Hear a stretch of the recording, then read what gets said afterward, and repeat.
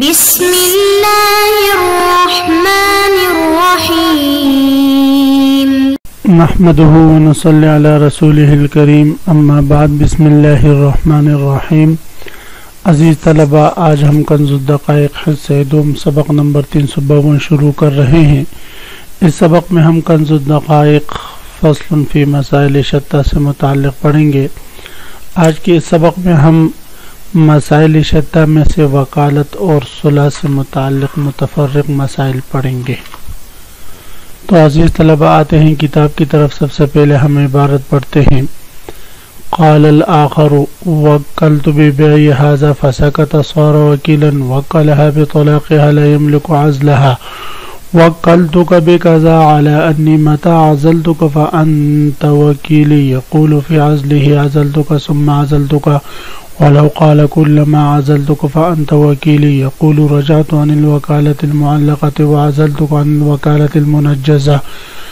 قبض بدل الصلح شرط إن كان دينا بدين وإلا لا ادعى رجل على صبي دارا فصالحه أبوه على مال الصبي فإن كان للمدعي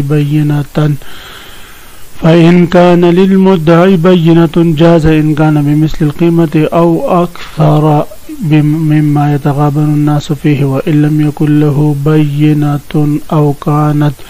غير عادلة لا قال لا بينة لي فبرهن أو قال لا شهادة لي فشهد تقبل۔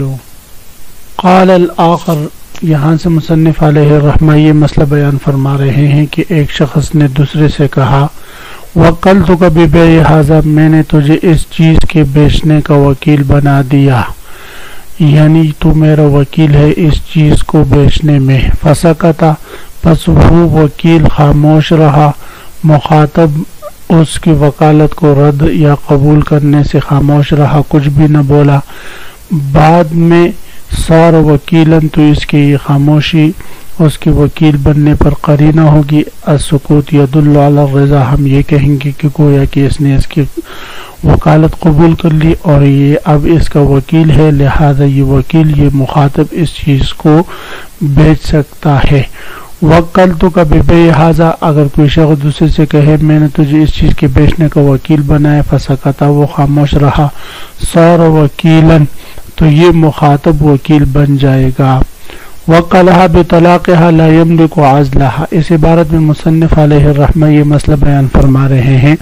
کہ اگر کوئی شخص اپنے عورت کو طلاق کا وکیلہ بنائے، اپنے عورت سے کہے کہ میں نے آپ کو اپنے طرف سے وکیل بنا دیا کہ آپ اپنے اوپر طلاق واقع کر دیں، تو فرماتے ہیں اس صورت میں وہ وکیلہ بن جائے گی،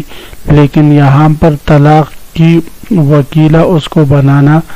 یہ در حقیقت تعلیق الطلاق بفعلھا کی قبیل سے ہے کہ گویا کہ اس نے اس عورت کو طلاق واقع کرنے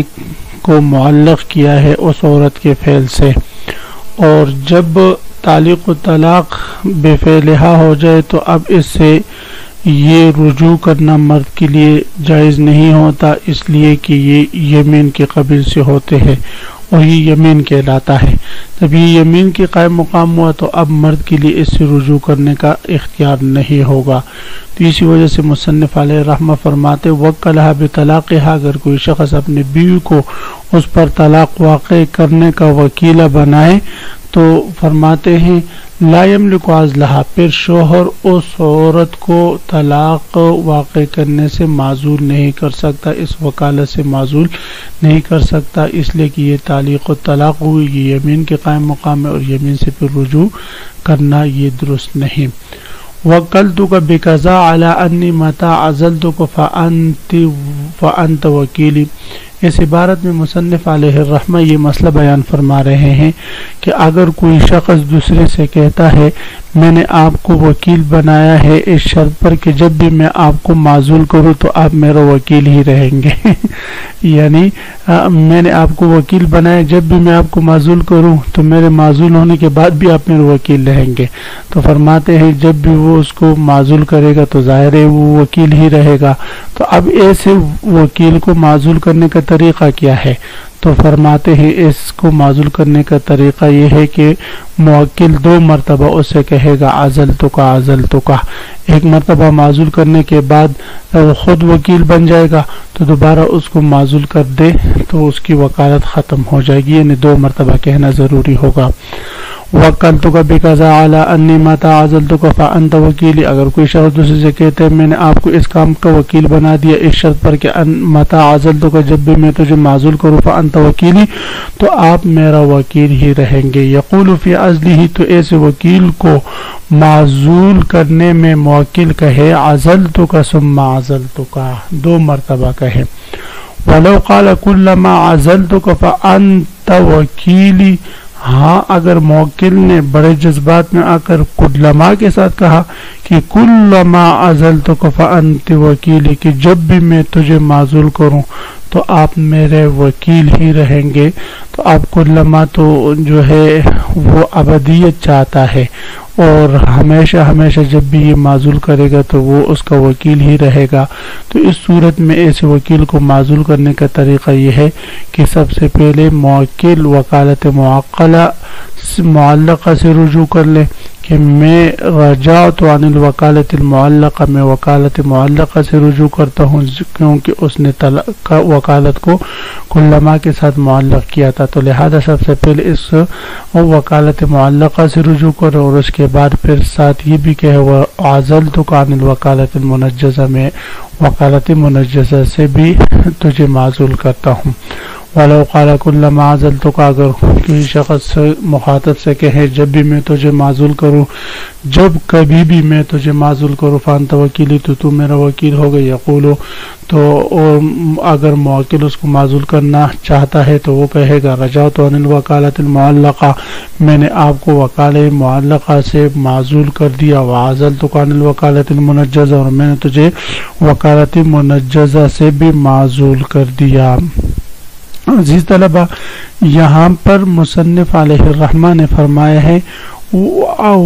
وعزلتک عن الوکالت المنجزہ، جبکہ نسخوں میں حاشیہ میں لکھا ہوا ہے کہ یہ جو عبارت ہے یہ بعض نسخوں میں نہیں ہے اور نہ ہونا،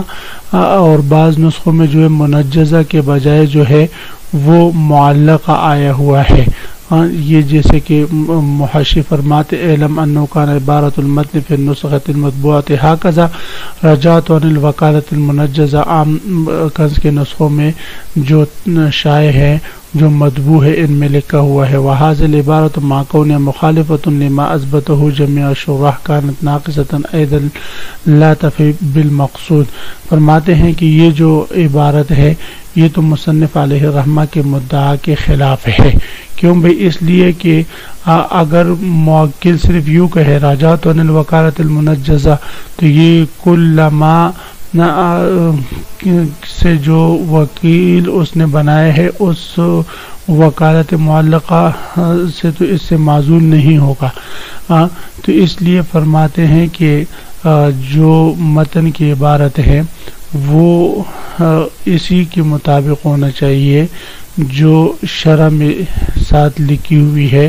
اور وہ عبارت یہ ہے کہ یہ کہے عزلتک عن الوکالت المنجزۃ والمعلقۃ، تو دونوں کہے، تو اس صورت میں یہ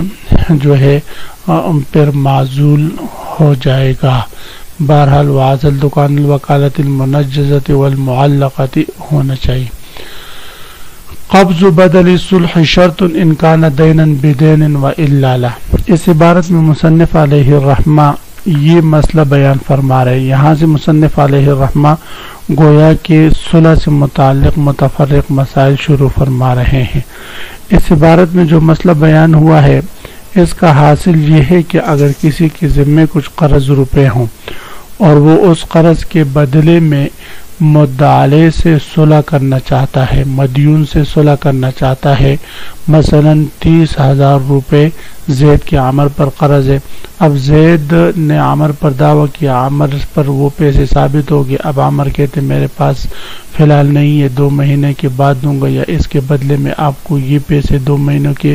20,000 روپے آپ کو 2 مہینے کے بعد دے دوں گا، یا آپ کو جو ہے موٹر سائیکل 1 مہینے کے بعد دے دوں گا وغیرہ ذالک فرماتے ہیں. تو اس صورت میں ضروری ہے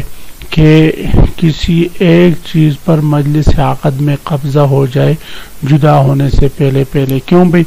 اس لیے کہ ان کی یہ جو مصالحت ہوگی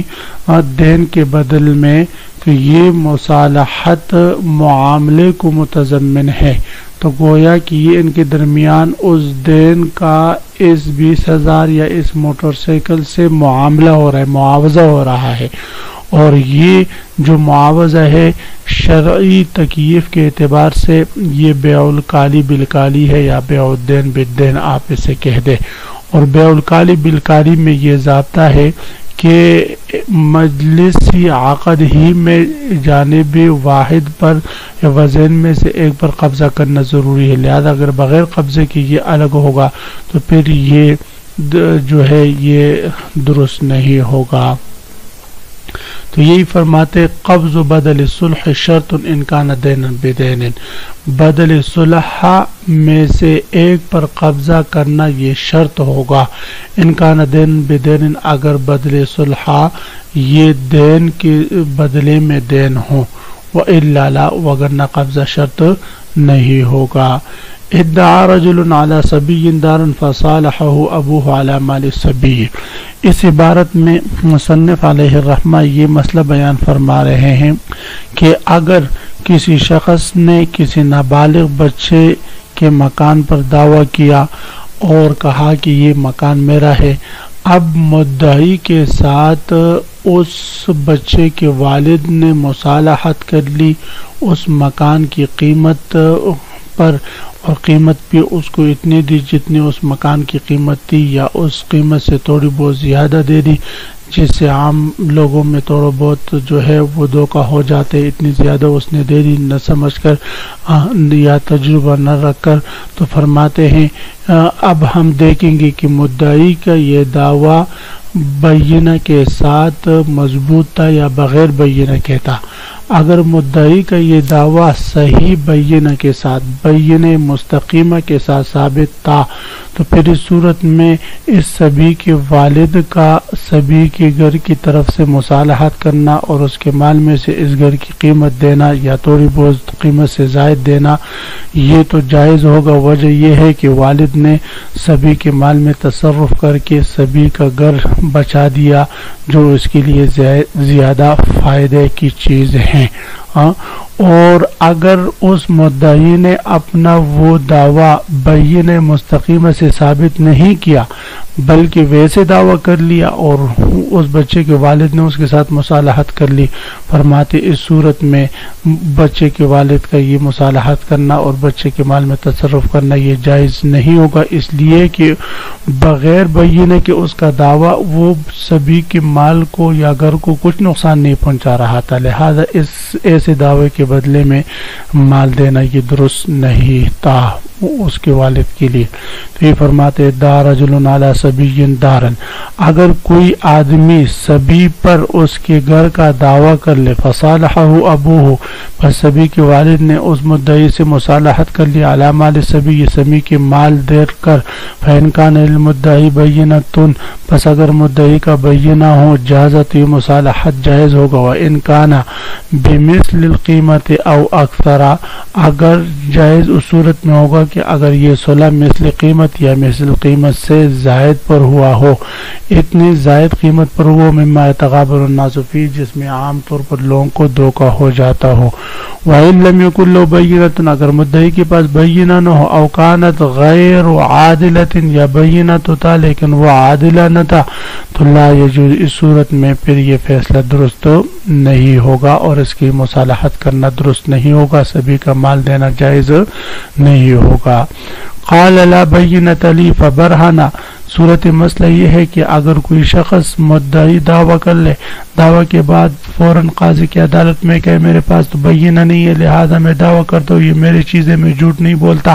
قاضی کہتے جب بینہ لے کر آؤ ورنہ تیرے حق میں فیصلہ نہیں ہو سکتا، وہ جا کر اگلے دن بینہ پیش کر کے لے آئے، تو کل تو اس کے پاس بینہ نہیں تھا، آج بینہ ہے تو آئے اس کی بینہ سنا جائے گا، تو فرماتے سنا جائے گا۔ وجہ یہ ہے کہ اس کی یہ قول جو تھا وہ تو بینہ کے خلاف تھا اور عمل بینہ کے حق میں ہے، تو قول اور عمل کو تطبیق یوں دیں گے کہ شاید اس کو اپنے بینہ کے بارے میں بھول گیا ہو، یا ہو سکتا ہے کہ کوئی بینہ تھا لیکن اس کو یاد نہیں تھا اس وقت، تو اس وجہ سے فرماتے ہیں ممکن ہوتا ہے۔ تو اگر کوئی شخص کہے لا بینۃ لی، اس دعوے پر میرے پاس بینہ نہیں ہے، فبرہنہ پھر اگلے دن بینہ پیش کر دے،